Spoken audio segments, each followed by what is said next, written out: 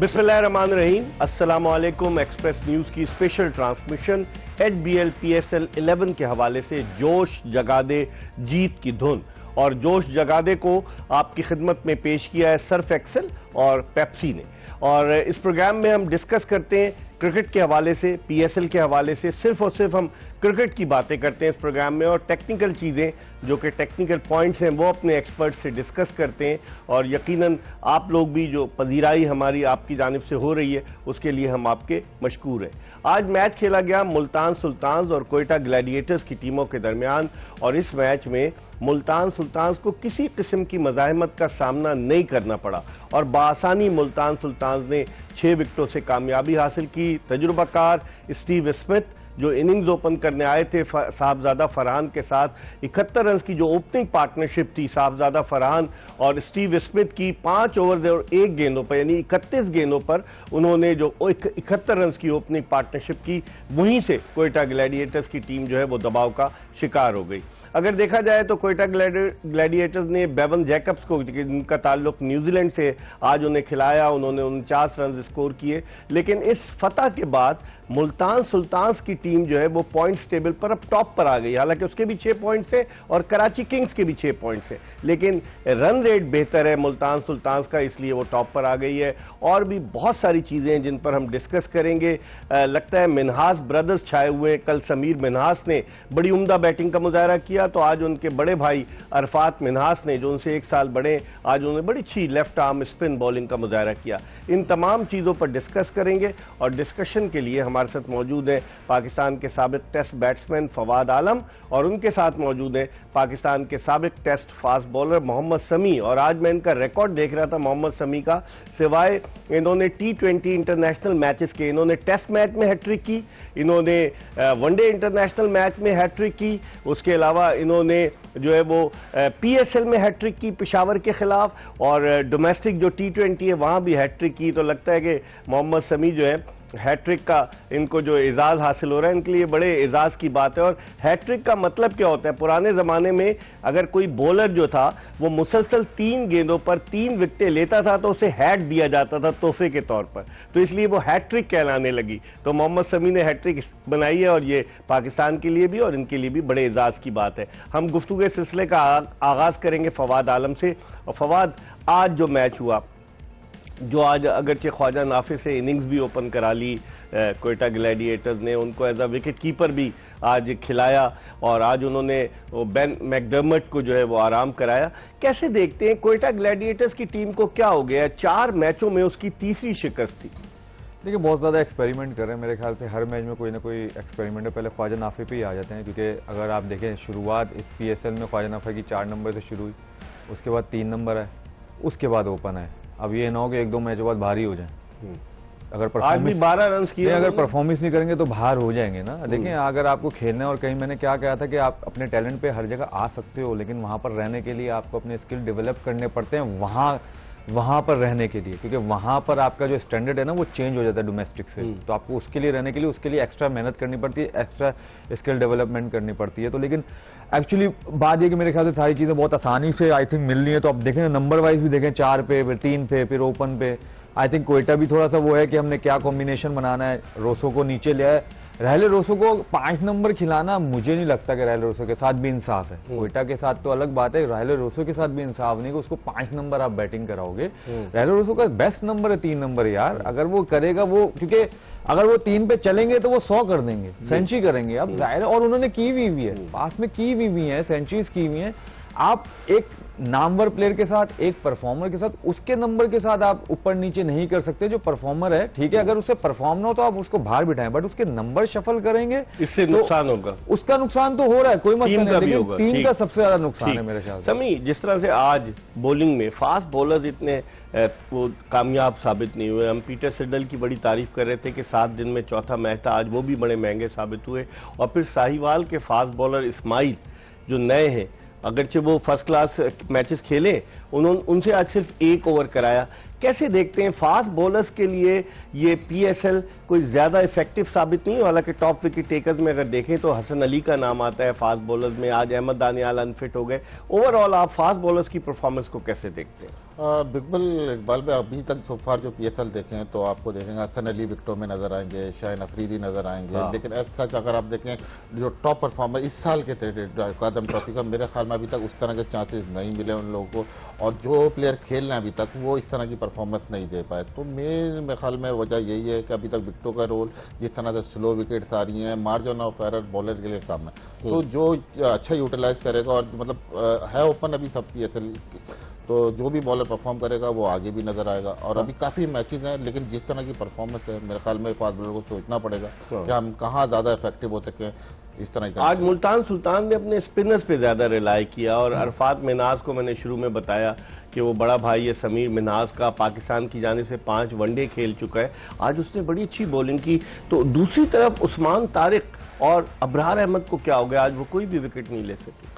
बिल्कुल इकबाल भाई, देखें बात यह है कि इस दफा तो टॉस का बहुत बड़ा एडवांटेज है हमारे पास, जो टीमों को दिया गया है, तो क्यों ना अगर जिसकी बाद में बॉलिंग आ रही है या तो वो अपना ये एडवांटेज यूज कर रहे हैं। अगर बात की जाए तो आज जिस तरह से स्पिनर ने आज ओवर किए हैं, इस्माइल की आपने बात की, पूरे मैच में 1 ओवर किया उन्होंने, तो ऐसे आप यंगस्टर को 1 ओवर करा के क्या अचीव करा लेंगे। अगर आप देखें तो ओवरऑल 7 ओवर किए हैं 3 फास्ट बॉलर ने मिलकर, तो उनकी जगह आप क्यों ना, आपके पास जब ऑप्शन था आप बैट्समैन ऐड कर लेते या आप स्पिनर ऐड कर लेते। तो ये मेरे ख्याल में थोड़ा सा नाइंसाफी है कि 6 बॉलों पे वो क्या अपना टैलेंट शो करेगा। फवाद, जिस तरह से कॉम्बिनेशन की मोहम्मद शमी बात कर रहे हैं, आप उसको देखते हुए क्या समझते हैं? इस विकेट पर एक टीम के स्पिनर्स तो अच्छा परफॉर्म कर रहे हैं और दूसरी टीम के स्पिनर्स 4 ओवर्स में आज अबरार ने 46 रन दिए, 4 ओवर्स में आज 25 रन दिए उस्मान तारिक ने। कोयटा ग्लैडिएटर्स इन दोनों बॉलर्स पर बहुत ज्यादा इन्हिसार करती है, और जिस तरह जब बैटिंग कर रही थी मुल्तान की कोयटा की टीम, तो उस वक्त लग रहा था कि स्पिनर्स के लिए ये विकेट हेल्पफुल है, लेकिन इनके स्पिनर्स दूसरी बारी में नाकाम रहे। देखिए, अबरार और तारिक उस्मान की बात करें तो वो क्वालिटी प्लेयर्स के सामने बॉल कर रहे थे, स्मिथ के सामने बॉल कर रहे थे, दुनिया की लीग खेलते हैं, नंबर 1 बैट्समैन है। और जहां तक उनकी बात करते हैं, यस, जैसे समी भाई ने कहा कि टॉस का बड़ा फर्क है।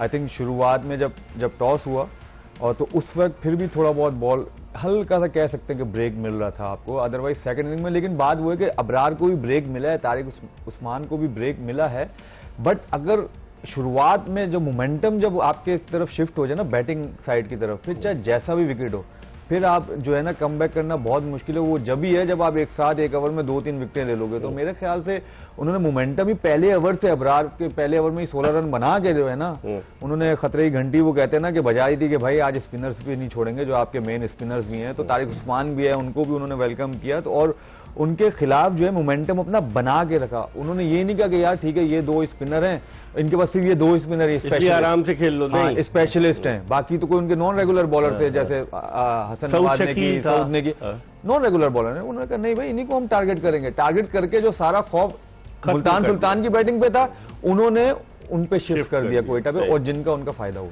समी, जिस तरह से अल्जाली जोसेफ वो उससे नया गेंद कराया, एक एंड से अबरार से नया गेंद कराया, लेकिन कोई इफेक्टिव नहीं रहा। वो आपकी बात वही सही साबित होती है कि पिच का भी अमल दखल है, और फिर दूसरे आज तो कोई ओस का फैक्टर नहीं था ना कि ओस हो कि गेंद को ग्रिप करने में मुश्किल हो, ऐसी तो कोई बात नजर नहीं आई।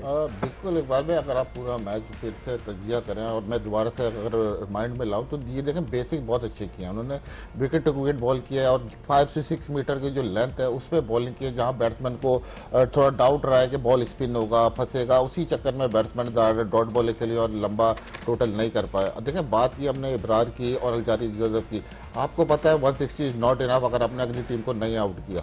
आप अगर देखें अबरार पहला ओवर करना है, कोई स्लिप नहीं, मतलब अगली टीम को अगर आप जाके इम्पैक्ट नहीं डालेंगे और 1-2 विकेटें नहीं लेंगे तो अगली टीम तो आप पे अटैक करेगी, और वो जो थोड़ा बहुत प्रेशर था रन का वो भी निकल गया, तो फिर इसलिए मैच बिल्कुल सीधा हो। मोहम्मद नवाज की परफॉर्मेंस इतनी इफेक्टिव नहीं रही फवाद, और कोच माइक हैसन उन पर बड़ा ट्रस्ट करते हैं। आज उन्होंने 4 ओवर्स में अलबत्ता 30 रन देकर 3 विकेटें हासिल की। क्या समझते हैं कि नवाज जो है वो आउट ऑफ टच नजर आ रहे हैं, या उनका कॉन्फिडेंस इतना नहीं है, या फिर ये कि उनको बॉलिंग के लिए ऐसे वक्त लाया जाता है जिसकी वजह से वो इतना अच्छा परफॉर्म नहीं कर पा रहे थे गुज़िश्ता मैच? देखिए जो कोई भी बॉलर है वो ये नहीं कह सकता कप्तान को कि यार आप मुझे गलत टाइम पे बॉल करवा रहे हैं। कप्तान को जो मर्जी, जब जो सिचुएशन, जो कंडीशन होगी उसी टाइम वो यूटिलाइज करेगा अपने बॉलर को कि उसकी टीम के लिए क्या उस टाइम जो है फायदा है। तो आज तो नई गेंद करवाई ना उन्होंने। एग्जैक्टली ये मैं आपको कह रहा हूँ, क्योंकि आपने सवाल किया कि उनको बॉलिंग सही टाइम पे नहीं करा, तो उसका मैंने आपको जवाब दिया। आज उनसे नया बॉल गया, पहले हालांकि टर्नर ने किया, दूसरा नवाज ने किया, हालांकि दायरे में उनको 2 ओवर कराए गए। अगर आप देखें कि मुल्तान की जो बॉलिंग थी उन्होंने 4 ओवर्स किए दायरे में स्पिनर्स ने, फिर उसके बाद जो है एक सिडल ने किया, एक साथ में इस्माइल वट्टू ने किया, ठीक है ना, उसने किया है ओवर, तो 6 ओवर हुए इनके दायरे के सर्कल के। और उसके बाद भी देखें कि सिडल करवाने आए कोई 15वां 16वां ओवर आई थिंक मेरे ख्याल से दोबारा गया। 17 ओवर में शायद 3 ओवर फास्ट बॉलर ने किए थे, बाकी 14 ओवर जो है स्पिनर्स ने किए थे, टर्नर ने किए थे, नवाज ने किए थे, अरफात ने किए थे, और वो जो फैसल अकरम है ना, फैसल, ठीक है, तो उन्होंने किए थे। तो मतलब उन्होंने पिच को रीड किया, अच्छा यूटिलाइज किया। But on a same time मुझे जो है ना, जो थोड़ा सा मुझे नजर आएगा, हसन नवाज आज बहुत फंस के खेले, क्योंकि वो स्पिनर्स को अमूमन ऐसा खेलते नहीं है। उन्होंने आज स्टेप ही नहीं यूज किए जो अमूमन वो करते हैं। उन्होंने बहुत डॉट बॉल्स खेली, जहां पर प्रेशर जो है ना कोयटा पे आ गया। अगर आप रन रेट देखें कि 9 में कोई 70 रन थे, विच इज गुड, इतना बुरा नहीं था। आप देखेंगे उन्होंने भी जो है 6 ओवर में तकरीबन, आपने खुद ही बताया कि 31 बॉलों पे 71 रन थे, ठीक है। उसके बाद वो 16-17 बॉलें पहले उन्होंने चेस किया है, ठीक है। तो देखें कि विकेट में फर्क था, बट यही था कि हसन नवाज ने कोई 22-23 बॉलें उससे खेल के, ये नहीं है 20 रन बनाया 22 गेंदों पर, वही ना 22 बॉलों पे वो 20 रन बनाया, वो भी खासतौर पे स्पिनर्स जब बॉल कर रहे हैं उसको शॉर्ट पिच भी मिली, फुल टॉस भी मिली, उससे आज वो जो है ना टच में नजर नहीं आया। साउथ ने उसके साथ बहुत अच्छी बैटिंग की। बट जहां तक नवाज की बात है, देखिए आते हैं चीजें, क्योंकि वो बहुत अरसे से क्रिकेट खेलता है, तकरीबन 10-11 साल, तजुर्बा उसके पास बहुत है, एक्सपीरियंस बहुत है। But yes, up and down आते हैं। देखिए आप वही वाली बात है कि अब जब आप ज्यादा खेलते रहते हो ना, तो खेल खेल के बैट्समैन भी यूज टू हो जाता है आपके ऊपर, कि आप उनको पता है कि यार अब आप क्या करोगे। तो नया बॉल में देखें थोड़ी जान ज्यादा होती है, तो नवाज को थोड़ा फर्क पड़ता है, फायदा मिलता है उसको। अगर आप देखें शुरुआत जब नवाज की हुई थी, असगर की हुई थी, खब्बे स्पिनर की, जुल्फिकार बाबर बीच में आए थे, ये सब क्या करते थे, नए बॉल पे ज्यादा अटैक करते, नए बॉल पे जो है ये लोग विकेट लेते थे। जब पुराना बॉल होता था इनसे इतना इफेक्टिव नहीं होता। लेकिन स्पिनर्स के लिए अगर यूज पुराना बॉल ज्यादा इफेक्टिव नहीं होता स्पिनर्स के लिए। T20 आजकल की जैसे मॉडर्न क्रिकेट हो गई है ना, तो जो नया बॉल होता है ना, अब जब पुराना बॉल होता है ना, समी भाई भी बताएंगे कि उसका सीम जो है ना थोड़ा खत्म हो जाता है, तो ग्रिप इतना अच्छा होता नहीं, तो जिसकी वजह से बॉल ब्रेक नहीं होता। नए बॉल पे क्या होता है, दोनों चीजें होती है। समटाइम तो बॉलर को पता नहीं होता, वो करने ब्रेक ही जा रहा होता है, पढ़ के सीधा हो जाता है वो, ठीक है। इमाद वसीम का पता है कि यार उसका पढ़ के अंदर ही आना है, क्योंकि वो ब्रेक करता ही नहीं है। जैसे नवाज वगैरह बॉलर है ना, जितना जुल्फिकार बाबर, तो इनका नहीं बॉल पता कि कौन सा ब्रेक होगा, तो थोड़ी तेज करता है ना, वो तो पकड़ के भी करता है, उंगली से फिंगर से करता है, तो वो उसका ज्यादातर वो ब्रेक करने भी जाता है तो वो पढ़ के अंदर ही आता है। तो मतलब ये थोड़ा सा डिफरेंस भी क्रिएट करता है, डाउट क्रिएट करता है बैट्समैनों के। तो जब से ये पुराने बॉल पे आए ना नवाज, तो इनको थोड़ी सी प्रॉब्लम हो रही है। ठीक है समी, टॉम करन को इन्होंने खिलाया, 2 ओवर में 24 रन दिए। फिर अरजारी जोसेफ ने भी 2 ओवर और 3 गेंदें की 29 रन दिए। तो अगर उसको देखें तो फास्ट बॉलर्स जो है वो या तो दिमाग का इस्तेमाल नहीं कर रहे, या फिर ये कि बैट्समैन जिस तरह की पिचेज हैं उन पर बैट्समैन उनको इत्मीनान के साथ खेल लें।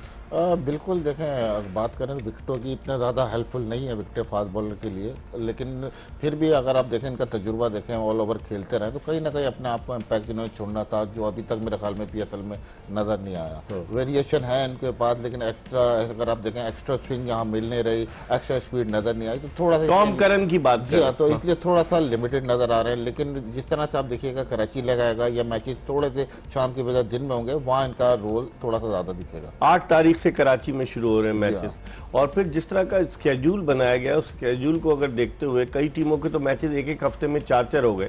आप नहीं समझते T20 क्रिकेट में बहुत ज्यादा स्ट्रेस होता है, खिलाड़ी पर स्ट्रेन होता है, तो फिर उनको उस शेड्यूल के मुताबिक अपने आप को फिट करने के लिए भी तो जद्दोजहद करना पड़ती है। जी हाँ बिल्कुल, अगर आप देखें PSL का ओवरऑल इस साल का शेड्यूल तो काफी टफ शेड्यूल, 44 मैचेज है इस साल 8 टीमों। अभी जिस तरह के मौसम के हालात में देखें, मुझे नहीं लगता कि प्रैक्टिस सेशन इतने ज्यादा अच्छे से ऑर्गेनाइज हुए होंगे, तो थोड़ा सा प्रॉब्लम तो है प्लेयरों के साथ। लेकिन ये कि जो प्रोफेशनल प्लेयर होते हैं उनसे आप एक्सपेक्ट ये करते हैं कि वो आके पूरा 100% दें और जो अपना तजुर्बा है वो दिखाएं, लेकिन अभी तक PSL में जो है परफॉर्मेंस के मैर वो नहीं है, थोड़ा सा। इस पर हम मजीद बात करेंगे। जो प्रैक्टिस की बात की मोहम्मद शमी ने, पेशावर ज़ल्मी की टीम गुज़िश्ता कई रोज से कराची में प्रैक्टिस कर रही है, फिर हैदराबाद किंग्समैन की टीम भी कराची पहले आ गई थी, वो भी प्रैक्टिस कर रही है, और फिर उसके बाद चूंकि एक दिन का गैप है, पीर वाले मंगल वाले दिन मैचेस नहीं है, तो तो इसका मतलब ये हुआ कि फिर उसके बाद कराची का जो मरहला है वो बुध से शुरू होगा। अब देखते हैं उसमें क्या होता है। इस पर हम मजीद बात करेंगे, फवाद आलम से पूछेंगे बैट्समैनों के हवाले से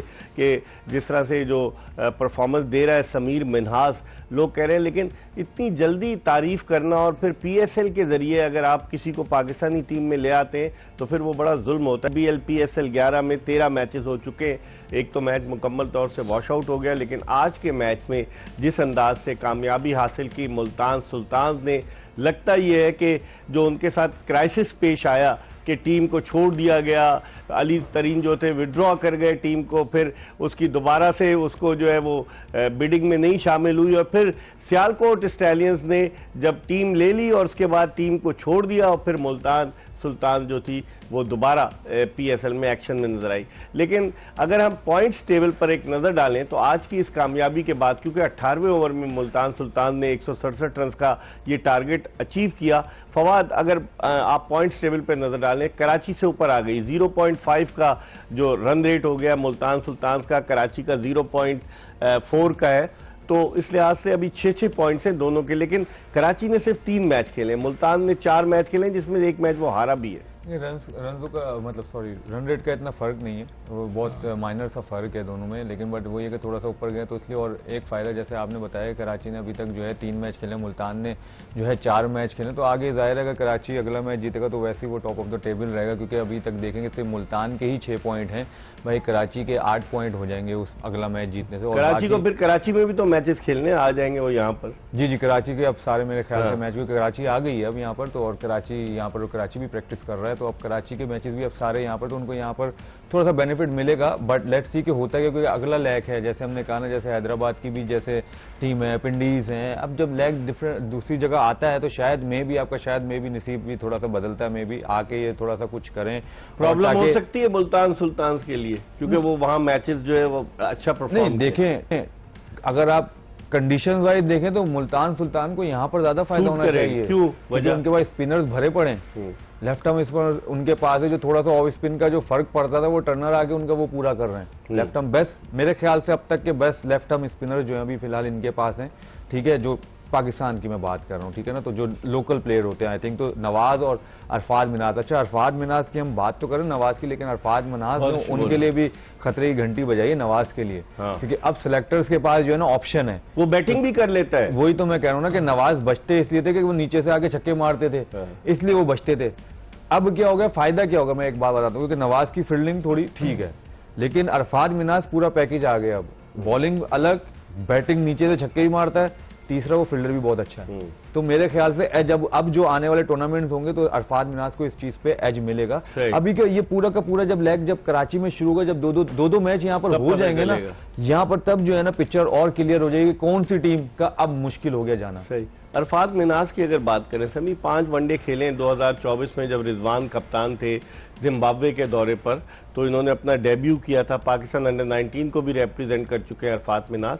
लेकिन जिस तरह की आज उन्होंने बॉलिंग की, इससे पिछले मैच में उन्होंने 25-26 रन बनाए, जिस तरह की बैटिंग की, तो लोगों की तवज्जो का मरकज बन रहे हैं। आप समझते हैं अगर इनको प्रॉपर तरीके से ट्रेन किया, ये नहीं कि फौरन उठा के पाकिस्तान टीम में डाल दिया जाए, तो उससे फर्क पड़ेगा। ये इनकी बॉलिंग देखें कि आज उन्होंने कितनी अच्छी बॉलिंग की है। ये जी हाँ, बिल्कुल इकबाल भाई, अगर आप देखेंगे दिन ब दिन उनकी परफॉर्मेंस में निखार आता जा रहा है। आज जिस तरह की इन्होंने बॉलिंग की और जिस लेंथ से बॉलिंग की है, वो मेरे को देख के बहुत अच्छा हुआ कि बहुत हर बॉल अपनी जगह पे जा रहा था। तो बड़ा खुशाइन रहता है जब यंगस्टर आके इस तरह की बॉलिंग करते हैं। और बिल्कुल सही कह रहे हैं फादी, खतरे की घंटी जरूर बजा दी, लेकिन मैं अभी तक उसी बात पे हूँ कि देखें PSL सिर्फ क्राइटेरिया नहीं होना चाहिए। अगर आप उठा के देखें फर्स्ट क्लास का, अगर आप रिकॉर्ड देखें और आप अपना नेशनल T20 का रिकॉर्ड देखें, तो उसमें भी काफी सारे बॉलर हैं जो अभी तक जिनको चांसेस नहीं मिला, वो उन बच्चों के साथ भी फिर जाती है। लेकिन अब इस सिचुएशन में आप समझते हैं, जिस तरह फवाद आलम कह रहे थे कि कराची अगर मैचेस शिफ्ट होंगे तो थोड़ी सी डिफरेंट कंडीशंस मिलेंगी।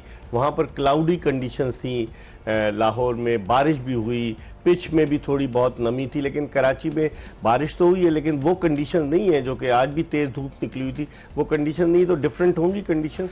बिल्कुल डिफरेंट होगी। देखें इकबाल भाई, वहाँ है थोड़ी ओवरकास्ट कंडीशन, फिर बारिशों का मौसम है, तो ज्यादातर वेट कंडीशन ही आपको नजर आ रही है। विकेट भी उसी हिसाब से बनी है। ओस का फैक्टर होगा यहाँ कराची में, ओस का भी बिल्कुल फैक्टर होगा, लेकिन हम एक्सपेक्ट करते हैं यहाँ कराची की विकेट पे थोड़ी सा स्पिन होगा और रन भी ज्यादा बनेंगे, जो कराची की विकेट की खासियत है। तो हम देखना चाह रहे हैं अच्छे हाई स्कोरिंग गेम नजर आ रहे हैं मुझे, और उसी हिसाब से फिर टीमें अपनी एडजस्ट करती जाएंगी। अब 2-3 टीमें जो है वो पॉइंट टेबल पे काफी नीचे रह गई, तो उनको काफी जल्दी अपना वर्कआउट करना पड़ेगा, कॉम्बिनेशन का भी, खेलने का तरीका भी, तो ही वो कंपटीशन में अपनी जगह बना। जब मैचेस कराची आएंगे, एडम जंपा कितना काम इफेक्टिव साबित होगा? एडम जंपा जैसे काइंड ऑफ बॉलर वो हर जगह इफेक्टिव है। किसी भी कप्तान के पास अगर एडम जंपा जैसे बॉलर है, लेग स्पिनर है, क्योंकि लेग स्पिनर हमेशा always a wicket taking option होता है, ठीक है, लेकिन ऑन अ सेम टाइम वो रन्स भी देता है। लेकिन एडम जंपा की ये अच्छी कहानी है कि अगर वो विकेट्स नहीं लेते तो वो रन्स भी नहीं देते, उनकी इकोनॉमी भी बहुत अच्छा है। तो मेरे ख्याल से यहाँ पर इनको और ज्यादा थोड़ा, क्योंकि स्लो होगी कंडीशन, लेकिन यहाँ पर यस, क्योंकि वो थोड़ा तेज भी करते हैं, तो यहाँ पर बैट्समैनों को भी यहाँ पर फायदा हो सकता है अगेंस्ट उनके, क्योंकि ये लाहौर के अगर आप देखें कितनी 1-2 बॉलों पे जो है शॉर्ट पिच बॉलें थी, जिस पे उन्होंने लोग मारने गए तो मिड ऑन और मिड विकेट पे आउट हुए हैं।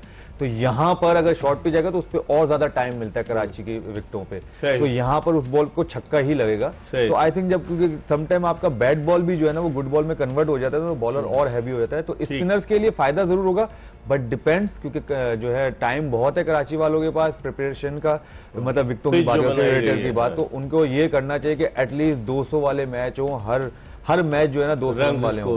लेकिन सभी जो जंपा की बात कर रहे हैं फवाद, वो वाइट बॉल एक्सपर्ट हैं, वो कोई टेस्ट मैच नहीं खेले, मजे की बात है ऑस्ट्रेलिया की जानिब से, लेकिन T20 100 से ज्यादा, वनडे 100 से ज्यादा, तो वो एक ही तरफ कंसंट्रेट करते हैं। आप समझते हैं कि ये बेहतर है कि एक बॉलर को बजाय इसके कि वो तीनों फॉर्मेट में हिस्सा ले, एक बॉलर अगर वाइट बॉल क्रिकेट के लिए कंसंट्रेट कर रहे हैं तो वो वहां ज्यादा इफेक्टिव साबित हो रहा है, तो बजाय इसके कि वो कहीं और जाए उसको उसी में ट्राई किया जाए?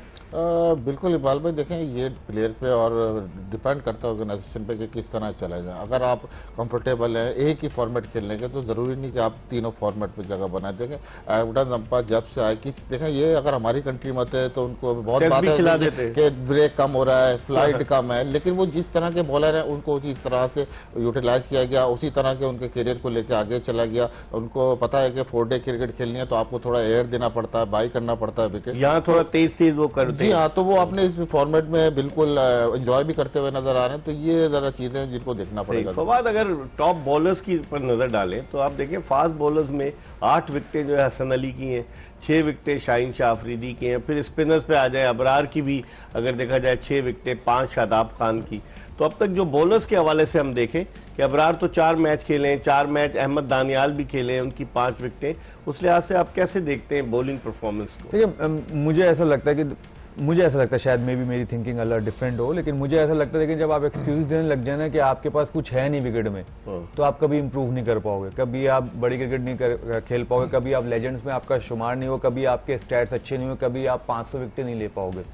ये मेरी थिंकिंग है। अगर आप सिर्फ विकेटों पे आए तो यही हसन अली को भी कहना चाहिए था कि यार विकेटों में तो कुछ नहीं है, मैं कैसे आउट करूं, उसके 8 आउट है ना, शाहीन शाह अफरीदी के यहाँ पर नजर आ रहे हैं 6 आउट, ठीक है, तीनों, हालांकि 4 आउट किए थे एक मैच में हसन अली ने 4 आउट कर दिए। अब देखें वही मैं कह रहा हूँ कि देखें उसके 8 आउट है ना, देखिए जो करने वाले हैं वो करते हैं, वो एक्सक्यूज नहीं देखते। लेकिन हमारे नया फास्ट बॉलर नजर नहीं आ रहा नहीं, अभी तक तो देखें नया बॉल, मैंने आपको पहले बोला था फास्ट बॉलर कोई नजर नहीं आ रहे। आप देखें ना मिडिल ऑर्डर में कोई बैट्समैन नजर नहीं आ रहे हमें, अभी बैटिंग पे आएंगे। मैंने आपको शुरू में कहा था जो भी आप हम जिन की बात कर रहे हैं सारे ओपनर्स हैं, आप उनको सिलेक्ट कहां करोगे जाके? तो इसलिए फिर देखिए फिर हमें वही रऊफ के साथ जाना होगा, फिर हमें नसीम शाह के साथ जाना होगा, क्योंकि आपके पास सामने नजर ही टैलेंट ही नजर नहीं आ रहा ना।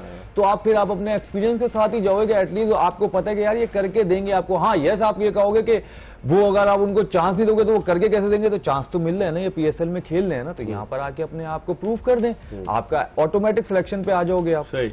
समी गैर मुल्की जो बॉलर्स हैं, चाहे मुस्तफिजुर रहमान हो, उनके अलावा अजदारी जोसेफ हो, आप इनको देखें, ये इनकी जो है अच्छी कारकर्दगी रही है। अगर आप नोट करें कोई इतनी बुरी कारकर्दगी नहीं रही है, तो वो कैसे, उनके लिए तो ये पिचेस बड़ी डिफरेंट हैं, या उन्हीं की तरह की उन जहां वो खेलते हैं उस तरह की पिचेस हैं? बिल्कुल, देखें जहां बात करें जौहरी जोसेफ की, तो वो बॉल करते हैं, नया बॉल स्विंग करने की कोशिश करते हैं, लेकिन मुस्तफिज अलग किस्म के बॉलर, वो ज्यादातर इन्हिसार करते हैं, कटर अगर बॉल नहीं स्विंग हो रहा तो उनके पास प्लान बी भी होता है, प्लान सी भी होता है, तो ऐसे बॉलर के लिए बड़ा ईजी हो जाता है मैनेज करना, प्लान करना बैट्समैन के खिलाफ। लेकिन यही मैं आपको बता रहा हूँ कि हमारे बॉलर थोड़े से है ना, वो स्किल लेवल बढ़ाना पड़ेगा, थोड़े से अडॉप्ट करनी पड़ेंगी चीजें, कि अगर एक चीज नहीं चल रही तो आप किस तरह प्लान बी प्लान सी करते हो, ताकि इस तरह की विकेटों पे अपने आपको यूजफुल कर। आप भी fast bowler Riley Meredith Australia का, काफी तेज उसने गेंदें की। आप समझते हैं कि इस PSL में तेज बॉलर्स में अगर नाम लिया जाए तो मेरिडिथ का नाम आएगा, जो हैदराबाद किंग्समैन से खेल रहे हैं।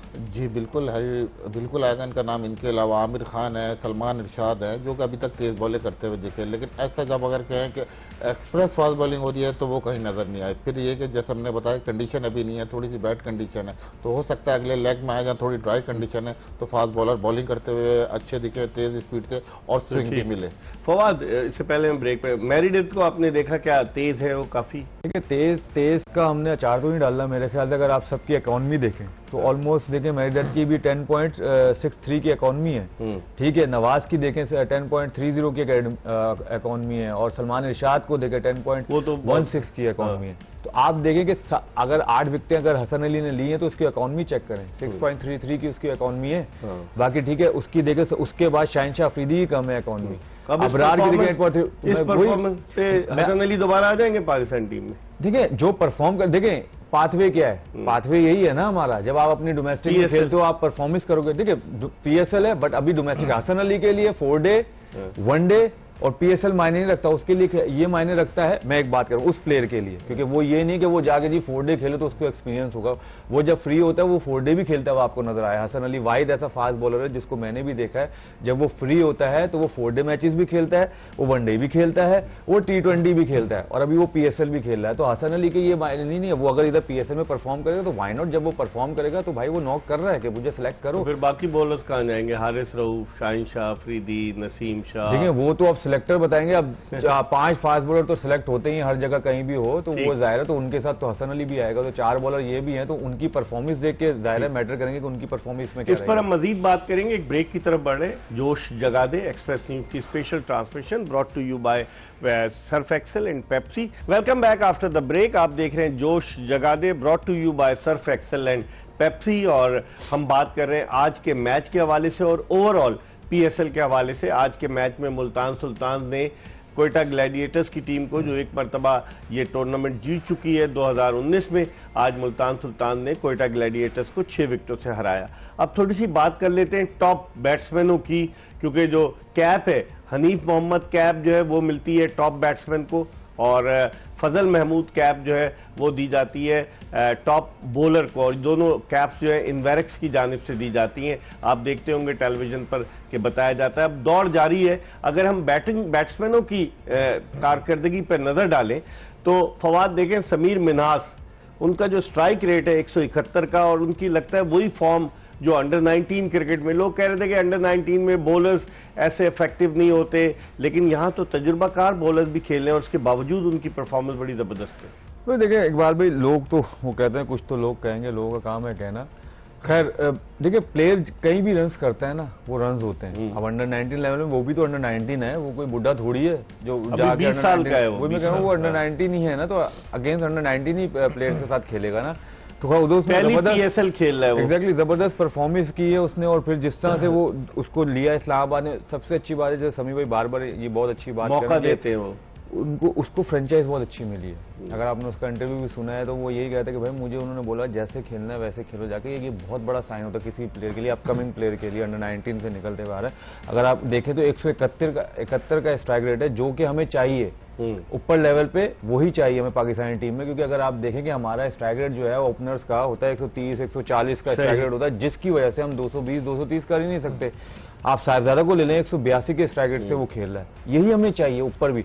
यहाँ पर देखें एक थोड़ी सी मुश्किल बात ये है, अगर कह सकते हैं कि देखें हसन नवाज ने देखें 158 रन तो किए में उसने, ठीक है, लेकिन उसका स्ट्राइक रेट 129 का है। क्या 4 नंबर पे 129 का स्ट्राइक रेट चाहिए आजकल की क्रिकेट में?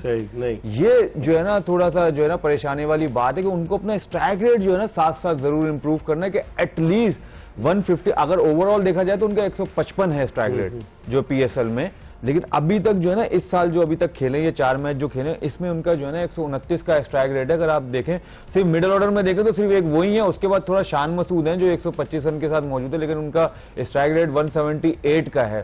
तो ये छोटी छोटी बातें भी आपको लेकर चलनी चाहिए। अच्छा, मोहम्मद नईम भी है नीचे सबसे, वो 10वें नंबर पे है, लगे 3 मैच खेले, 103 रन बनाए हुए, और उसका भी 174 का स्ट्राइक रेट है। तो हमें स्ट्राइक रेट अगर देखा जाए ना, हमें चाहिए यही ओपनर से खासतौर पर स्ट्राइक रेट हमें 174 170 का ही चाहिए, ताकि पाकिस्तानी टीम को भी उसका फायदा हो। यस, एक छोटी सी बात करूंगा, जैसे हम कह रहे हैं समीर मिन्हास प्लेयर अच्छा है, लेकिन उसके बारे में बात बड़ी हो रही कि जल्दी से बस पाकिस्तान का नहीं अभी जैसे मैंने कल भी बात की थी ना, इसको अभी किसको दें कि भाई इसको जो है ना हमें और शाइन करके दें, उसके साथ टाइम लगाएं, फिर इसको पाकिस्तान टीम से खिलाएं, फिर इंशाल्लाह ये लंबे अरसे तक ही खेलेगा। हनीफ मलिक टाइम लगाएंगे उसके साथ है? हनीफ मलिक, ये तो डिपेंड करता है पीसीबी के वो किसको टाइम देते हैं लगाने के लिए। वो समय अगर हम देखें ओपनर्स, बहुत सारे ओपनर इसमें मतलब बास की पैची परफॉर्मेंस है। यासिर खान ने पहले मैच में रन नहीं किए, रन्स किए फिर बाद में नहीं किए। माज सदाकत ने रन्स किए नहीं किए। साइम अयूब इतने इफेक्टिव साबित नहीं हो रहे। साहबजादा फरहान की हमने बात की।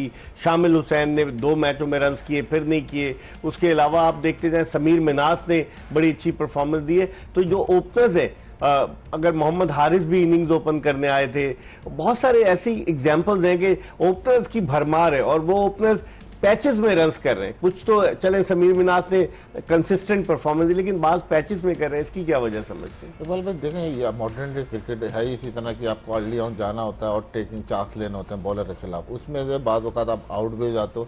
तो ये मॉडर्न डे क्रिकेट में जितने बैटर हैं अप फ्रंट ऐसे ही खेलते हैं, लेकिन कोशिश ये करनी चाहिए कि जहां भी आप इनिशियल पीरियड से निकल जाते हो तो कोशिश करनी चाहिए लंबा आप खेलें, लंबा डीप जाएं, जिस तरह स्मिथ गए। फिर आपने इसकी बात की समीर मिनास की, जो सबसे अच्छी बात ये लगती है कि अगर इनको हिट मारनी होती है, रन रेट या स्ट्राइक रेट ऊपर करना होता है, तो उनको डिफरेंट शॉट नहीं खेलने पड़ते। वही अपने क्रिकेटिंग शॉट ये खेलते हैं जो नजर आता है, जबरदस्ती के अंधाधुंध नहीं मारना। जी हाँ, अभी तक जो लगा इनिंग्स है वो यही लगा कि इनके पास शॉर्टेज हैं, गैप में मारने की कोशिश करते हैं कि 6-8 रन भी अगर चेस करने जा रहे हो या अपने ओवर में करना है तो अपने ऊपर पैनिक नहीं बजाते कि वो आपको अपनी कद से ऊंचा शॉट मारना, वो नहीं कर रहे। तो ये चीजें पॉजिटिव नजर आना एक नौजवान में बहुत अच्छी बात है।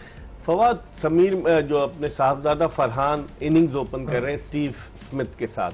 स्टीव स्मिथ तजुर्बाकार खिलाड़ी, उनका तजुर्बा साहबजादा फरहान के लिए कितना और मजीद मददगार साबित हो? ये तो डिपेंड करता है कि वो इतनी बात करते हैं अंदर जब खड़े होते हैं बैटिंग करते हुए, क्योंकि हमने अभी तक देखा नहीं। मैंने कहा हमने देखा नहीं अब तक बात करते हुए, कन्वर्सेशन नहीं देखी अभी तक ना उनकी आपस में जब वो बैटिंग कर रहे थे। आज भी देखें वो हिट लगा के भी अपनी जगह पे खड़े रहते हैं स्मिथ जो है, ठीक है, वो थोड़ा सा है एरोगेंट टाइप। खैर, जहां तक आपने जो एक्सपीरियंस की बात की, इनिंग्स के भी ग्राउंड के अंदर वो खुद सीखेगा साहबजादा फरहान। और जब आप ड्रेसिंग रूम भी शेयर कर रहे होते हैं ना, उसमें भी बहुत सारी चीजें देखने के लिए सीखने के लिए मिलते हैं, क्योंकि डिसिप्लिन आप सीखते हो कि वो उसके वर्क एथिक्स क्या हैं जिसकी वजह से वो इतना कंसिस्टेंट है हर चीज में। एग्जैक्टली, तो वो चीज जो है ना वो ऑब्जर्व करेगा। अच्छा, साहबजादा फरहान का आपने नाम अच्छा लिया क्योंकि उसने जो है ना बहुत रगड़ा खाया हुआ है डोमेस्टिक में, इसलिए वो शाइन होके आया हुआ है, इसलिए वो इतना कंसिस्टेंट है। क्यों? क्योंकि उसने रगड़ा बहुत खाया। डोमेस्टिक की बात कर रहा हूं मैं, कहीं और नहीं खाया। उसको बहुत लेट मिला, पहले भी मिला लेकिन उसके अपने नंबर पे नहीं मिला। तो इस वजह से उससे वो परफॉर्मेंस ही नहीं हुई, तो बाहर हो गया। लेकिन अब जब वो आया है फिर दोबारा उसने रगड़ा खाया, उसने हार नहीं मानी, डोमेस्टिक में कंसिस्टेंट लगा रहा, चाहे वो 4 डे हो, चाहे वो 1 डे हो, चाहे वो T20 हो, उसमें सेंचुरीज बनाई, उसमें रन्स किए। जब वो आया तो अलग ही साहबजादा फरहान नजर आ रहा है और कंसिस्टेंट है। और उसको अब ये अगर आप उसकी टेक्निक वगैरह देखें तो बहुत सारे फॉल्ट लगेंगे, लेकिन बट उसको रन्स बनाने आते हैं जैसे स्मिथ को रन्स बनाने आते हैं। रन्स किए ना, बिल्कुल आप इत्तेफाक करेंगे ना कि जिस तरीके से साहबजादा फरहान अपनी जिंदगी की प्राइम फॉर्म में 15 महीने में उसकी 9 सेंचुरियां हो गई T20 में, 11 सेंचुरियां अपने बाबर आजम की और 9 सेंचुरियां T20 में। हर तरह की क्रिकेट में विराट कोहली की है। तो हम विराट कोहली से तो कंपैरिजन नहीं करते, लेकिन आप समझते हैं कि साहबजादा फरहान जिस फॉर्म में है और वो ड्रेसिंग रूम में बहुत कुछ सीखते होंगे स्टीव स्मिथ, इतना एक्सपीरियंस क्रिकेटर उनके साथ है। जी हाँ, बिल्कुल। देखें इकबाल भाई, क्रिकेट ऐसा ही है, जब तक आप खेल रहे हैं आपका सीखने का अमल नहीं रुकता, चाहे इवन आप कोई भी प्लेयर हो। और बात यह है कि देखिए हर प्लेयर का बहुत थॉट प्रोसेस अलग होता है। एक प्रोसेस होता है खेलने का, एक प्रिपरेशन का। तो ये जितने फॉरेन क्रिकेटर आते हैं इनसे हम ये चीजें जरूर पिक करते हैं कि किस तरह प्रिपेयर करते हैं, उसका मैच में क्या मेथड होता है। तो ये सब चीजें जब यंगस्टर देखता है तो बहुत कुछ सीखने को मिलता है। कल जो मैच खेला जाएगा, मुल्तान सुल्तान्स कल एक और मैच खेलेगी और मुल्तान सुल्तान्स का मुकाबला रावलपिंडीज की टीम से होगा। कल हम आपको इस मैच के बाद एक मरतबा फिर आपकी खिदमत में हाजिर होंगे, ये बताते हुए कि जोश जगा दे एक्सप्रेस न्यूज की special transmission which is brought to you by Surf Excel and Pepsi. Mirza Iqbal Baig, Fawad Alam, Mohammad Sami और एक्सप्रेस न्यूज की पूरी प्रोडक्शन टीम को इजाजत दीजिए। इंशाअल्लाह अगर जिंदगी ने वफा की तो कल फिर आपकी खिदमत में हाजिर होंगे। उस वक्त तक के लिए अल्लाह हाफिज।